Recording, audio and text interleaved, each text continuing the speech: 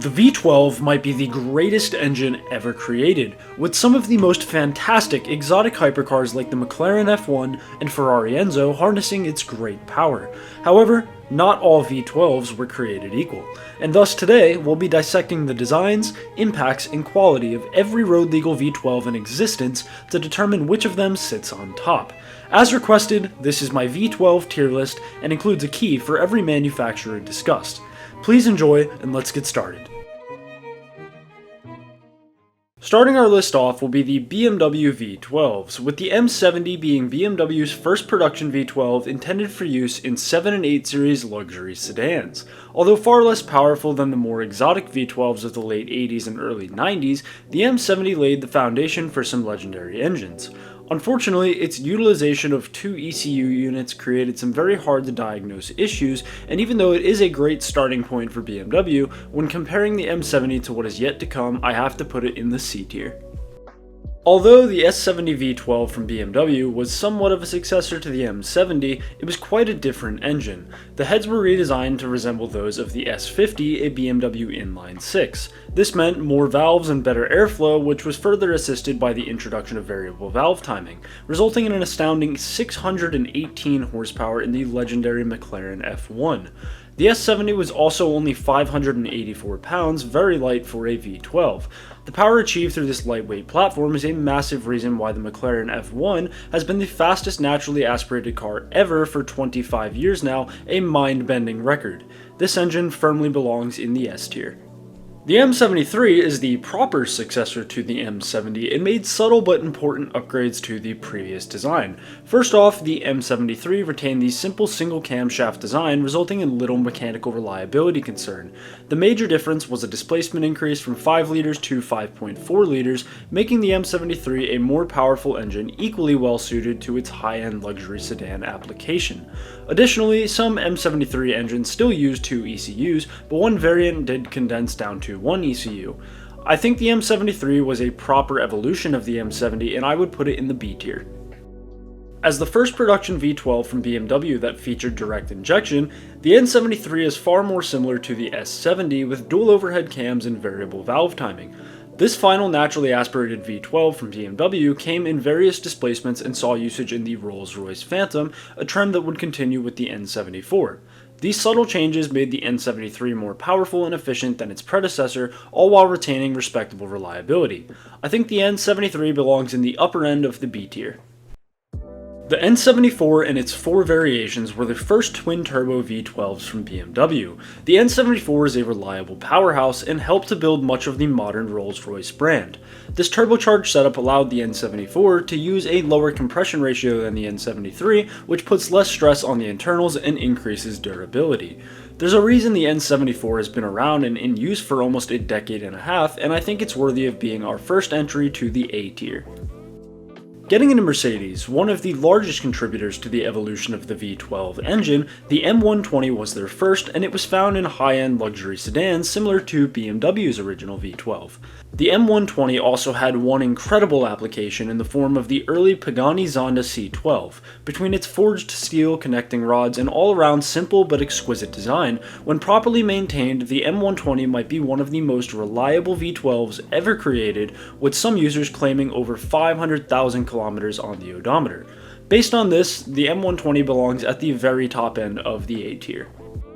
The M297 was found in various displacements, but is most famous for its 7.3-liter iteration. It was an evolution of the M120 carried out by AMG, and best seen in the SL73, the CLK GTR, and the later Pagani Zondas, all of which are engineering masterpieces. This engine just had something so special about it and built much of the Pagani brand with a unique and unforgettable sound. The M297 was far ahead of its time, and for me, it makes it into the S tier. Following the M297, the M137 aimed to become both lighter and more fuel efficient, and although it achieved this through the reduction to a single camshaft and utilization of cylinder deactivation while off throttle, the M137 had a few problems. The cylinder walls were really thin from weight-saving attempts, sometimes resulting in internal oil leaks, an issue that would inevitably destroy the entire engine. Although unique in its attempts at becoming fuel efficient, a V12 is generally more tailored to performance and quality, so I think the M137 fell a little bit short here, and due to a wide variety of reliability concerns, I will be putting it into the D tier. The M275 is one of the first twin-turbo V12s from Mercedes and has a massive variety of applications. It retained the same valve and camshaft structure as the M137, but buffed the engine block to solve the M137's largest reliability issue. So essentially, the M275 is what the M137 should have been and made the top-level Mercedes models of the 2000s highly desirable. However, it's worth mentioning that the spark plugs and attached coil packs are an absolute nightmare on this engine, failing repeatedly with 2 per cylinder to worry about. Overall, the M275 belongs right around the B tier. The M285 is more a variation on the M275 than a standalone engine, but still worth mentioning. It was meant exclusively for Maybach, but also used by the Spanish car maker known as Tramontana. The M285 is nearly identical to the M275, but with different cylinder linings and stronger connecting rods. I think it's reasonable to put the M285 with its parent engine in the B tier. The M279 completely overhauls the M275 while retaining a similar generic structure. It switched to port injection and replaced the previously problematic ignition coils. These changes, paired with a low 9:1 compression ratio, made the M279 highly durable. It also received bigger turbochargers, allowing for more efficient power production, and the M279 was found in more vehicles than I can reasonably list, as it was a proper correction of the M275 shortcomings, with the result being a truly incredible engine. The M279 is going in the A tier. The M158 is based on the M275 platform, but radically different. It's made exclusively for the Pagani Huayra and switched to a twin-scroll turbo format for less lag. Between this and other alterations, the M158 makes a foolish 827 horsepower in its peak form and is equally exotic and mind-bending as the Pagani hypercar that it is housed in. I think the M158 deserves a spot in the S tier. Receiving entirely redefined internal components such as an aluminum crankcase, the M277 is a highly refined iteration of the Mercedes V12. With further improved ignition coils and forged pistons, the M277 is highly reliable, but with middle-of-the-road power. I would argue that this is a perfect match for its applications, as in high-end luxury sedans, reliability is indeed more important than ludicrous acceleration. Overall, the M277 is a cornerstone entry of the Mercedes V12 and will round out the Mercedes engines in the A tier. Jaguar's first V12 was actually their best in my opinion, with the 5.3 V12 making the E-Type the icon we know it as. It was relatively reliable and made 242 horsepower all the way back in 1971, an impressive figure for the time. It did have mild overheating issues, which foreshadows what is yet to come, but was still simple enough to avoid any catastrophes. Giving it the benefit of the doubt in terms of considering when it was made, I will put the original 5.3 V12 in the bottom of B tier. A high-efficiency version of the previous engine, the 5.3 HE V12, is where things went a little bit downhill. A more complex injection system that did away with an analog ECU resulted in common wiring problems.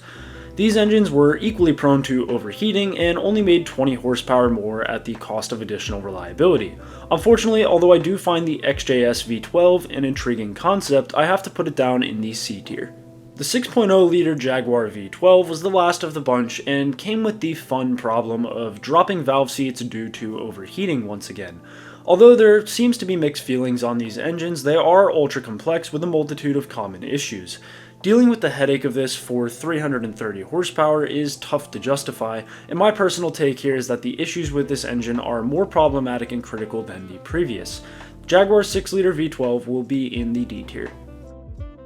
Starting off the line that is broadly classified as the AML V12 series from Aston Martin, the AM2 is found in the DB7 V12 Vantage, a car oddly enough intended to be the successor to the Jaguar XJS. Mated to one of the earliest Tremec T56 manual transmissions, this was a formula for success. The AM2 was the first V12 under the Aston Martin brand and was co-developed with Ford. It was high-powered for the time, and although expensive to maintain, it laid the foundation for many great Aston Martin V12s. The AM2 is worthy of the B tier. The AM03 was the proper successor to the AM2, being nearly identical with the majority of differences coming through tuning. It once again focused on high airflow with a dual overhead cam 4-valve per cylinder setup. The AM03 was interestingly one of the first engines to utilize electronic throttle systems opposed to a mechanical throttle, and the AM06 was a modified AM03 used in the 2005 to 2007 V12 Vanquish S instead of the base V12 Vanquish. These differences were not large enough to separate the two engines, and collectively they are highly reliable, with the only known common issue being coil pack failure from excessive heat. I think this duo belongs in the upper B tier. The AM11 was the next iteration of the AML V12, found in more applications than any other Aston V12, and for good reason. The AM11 generated 510 horsepower, nearly unheard of at the time. Due to a clever intake design, the AM11 also has a beautiful torque curve, with endless low-end punch. Reliability has not been reported as a concern, with the exception of frequent oil consumption. Overall, I think the AM11 earns a spot in the A tier. The AM28 was somewhat of a milestone for the AML V12 program, rather different from previous engines and intended to be the new foundation for what was to follow. The AM28 was a major factor in making the 2013 to 2018 V12 Vantage S one of the last raw driver's cars. The AM29 was a retuned version of this same engine, which took over in 2014 for both the Vanquish and the Rapide. Known to be highly reliable, and being an engine with so much character, the AM28 and AM29 fall into the A tier. The AM77 was the most unique of the AML V12s, featuring a gargantuan 7.3-liter displacement and variable valve timing that made it the highest power naturally aspirated engine ever produced upon release. It was found exclusively in the iconic 177 and is undoubtedly a legend in this usage. With only 77 of these creations in existence, their rarity and capability make the AM77 a clear inhabitant of the S tier. The most modern and only turbocharged Aston Martin V12, the AE31 is a 5.2-liter twin-turbo monster. Found in what is sadly going to be the last V12 Vantage ever, the AE31 is a powerhouse, making over 700 horsepower in this particular application. It is reliable with a compression ratio of 9.3 to 1, the lowest of any Aston Martin V12, likely reducing the stress introduced to the engine's internals. It gets great airflow with little turbo lag and has owners reporting fantastic throttle response. Overall, the AE31 does enough to make it to the very top end of the A tier. You might just know the name Adrian Newey, the genius who developed the RB-19 rocket ship that is currently decimating the entire F1 grid. Well, the Cosworth RA V12 is a side quest of his that is exclusive to the Aston Martin Valkyrie, a barely road-legal hypercar with near LMP1 level performance. By design, it deviates from the original AML V12 series, but rightfully so, as it produces well over 1,000 horsepower without a turbo in sight, taking what was once the AM77's title of the most powerful naturally aspirated production engine. It redlines over 11,000 RPM and is simply ridiculous in every way imaginable. The Cosworth RA V12 is easily in the S tier. Now that we're around the middle of the video, let's go through what I call the few oddball V12s, in that all four engines covered by this video here were the only V12s made by their manufacturers. The first of these is the Toyota 1GZ FE, an engine only found in the Toyota Century, a specialty sedan for executive transport. It was somewhat complex with a dual camshaft valve train and two ECUs each controlling 6 cylinders. Now, 272 horsepower out of a V12 as late as 2017 is considered abysmal, but the 1GZ FE is built like a tank. The main priority from Toyota was to make the engine bulletproof, and they did just that, largely because it was detuned to such an extreme extent. Although super reliable and a really cool application, as great as the 1GZ FE is, I have to put it at the top of C tier when thinking relative to what is currently sitting in B tier. Lincoln actually made one of the earliest V12s, one with a flathead design. It had a 75-degree V angle and only made 130 horsepower, produced right before and into the World War II era. The big issue here came with the weight of the Zephyr V12, as it was as heavy as most cars at the time. 130 horsepower, while forcing the vehicle it was housed in to weigh north of 3,000 pounds, was a formula for performance disaster. The Zephyr V12 is an intriguing piece of history, but it's going into the D tier. Another American manufacturer took a crack at the V12 in the form of the GM Thunder V12. This massive 11.5-liter V12 made heaps of torque to match its applications of various heavy-duty work trucks that needed to pull excessive weight. Unfortunately, GM somehow only pulled 275 horsepower out of an 11.5-liter engine, which must have taken some serious effort. Although I am inclined to throw the Thunder V12 into the D tier as a result of this, because it matched its application so well and produced appropriate torque quantities, the GM Thunder V12 will go into the C tier. The last of the oddball V12s and the only diesel engine that I will be covering in this video, the Audi V12 TDI was found in the Q7 SUV, which is pretty wild to think about. TDI means turbocharged direct injection, fitting as the V12 in discussion had a twin-turbo setup. Due to its diesel nature, the V12 TDI makes a ton of torque, translating to one of the most fun SUVs on the market. The major concern is that there's so few out there that most shops have never seen one, and thus, problems can eat a huge hole in your wallet, something far less acceptable for an SUV than a sports car. Overall, this is a really fascinating engine and makes it into the B tier. Getting into the Lamborghini V12s, there are 8 variations of the first generation that we'll discuss, with only one in the second generation that we will get to later. The first V12 ever produced by Lamborghini was the 3.5-liter variant and was actually their first combustion engine. It had a double overhead camshaft and 2 valves per cylinder with a cast aluminum block and heads. Lastly, it was water-cooled, rounding the 3.5 V12 out as a highly sophisticated design, miraculous for the early 1960s 350 GT that it was found in. Overall, this was a formula so good that it would stay around for nearly half a century, and thus the first and weakest iteration is worthy of the B tier. The upgraded 3.9-liter Lamborghini V12 was truly something special. The Lamborghini Miura was the first mid-engine V12 they produced and had 350 horsepower all the way back in 1966, which I find absolutely wild. Most of this improvement came simply from the increased displacement and new engine location, as well as the new down-draw carburetors being utilized. I think the 3.9-liter Lamborghini V12 is deserving of the upper B tier.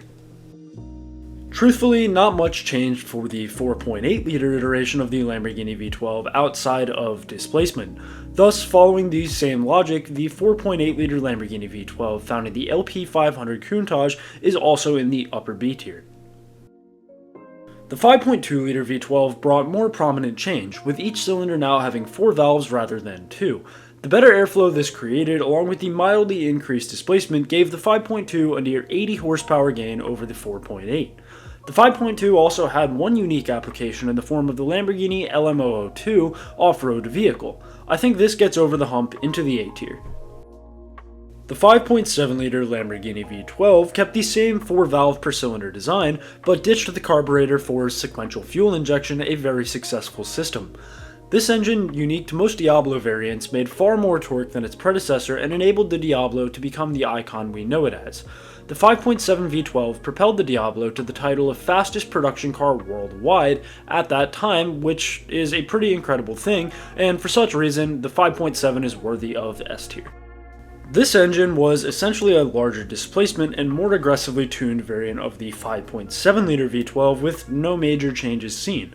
It rounded out the later Diablo models and is still in the S tier. Here I am grouping the final two first-generation Lamborghini V12s, being the 6.2-liter and the 6.5-liter variants. They are both found in the Murcielago, and essentially the same design outside the cylinder bore and piston stroke, which account for the displacement change. These engines switched over to a dry sump oiling system and electronic throttle control system. They also featured a new intake manifold made from magnesium and simplified the design with centralized spark plugs and a single coil pack port per cylinder.